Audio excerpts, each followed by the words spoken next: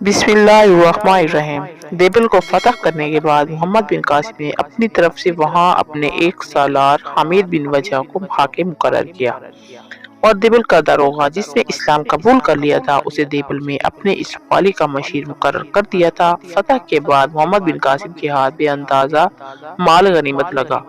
اس مال غنیمت کا 5واں حصہ محمد بن قاسم نے حجاج بن یوسف کی طرف روانہ کر دیا۔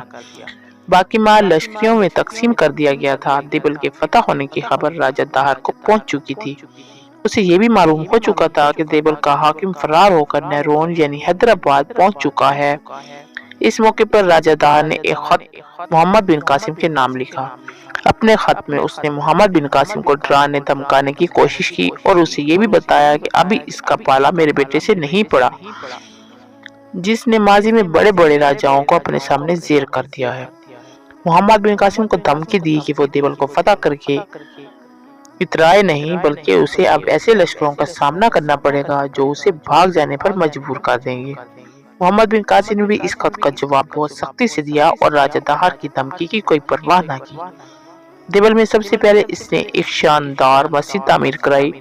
یہ سندھ میں پہلی مسجد تھی۔ اس کے بعد محمد بن قاسم نے دیبل شہر سے نکل کر نیرون حیدرآباد کا رخ کیا تھا۔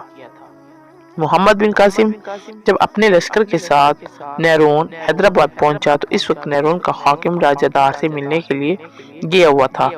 یہ وہی حاکم تھا جو بدھ مت کا پیروکار تھا اور اس سے پہلے اس نے حجاج بن یوسف کو خط لکھ کر اپنی اطاعت اور فرمانبرداری کا اظہار کرتے ہوئے امان طلب کر لی تھی۔ اس کی غیر موجودگی میں نیرون کے شہریوں نے شہر پناہ کے دروازے بند کر لیے اور محصور ہو گئے۔ محمد بن قاسم نے شہر کا محاصرہ کر لیا۔ اتنی دیر تک شہر کا حاکم بھی راجہ داہر سے مل کر واپس آ گیا۔ آتے اس نے شہر کے دروازے کھلوا دیے۔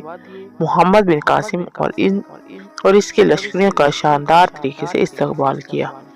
اس کو شہر میں لایا، نہایت بیش قیمت تحائف پیش کیے اور محمد بن قاسم اور اس کے لشکریوں کی مہمانداری کا پورا انتظام کیا اور محمد بن قاسم کو اس نے یقین دلایا کہ نیرون کے رہنے والے مسلمانوں کے بچے وفادار ہیں۔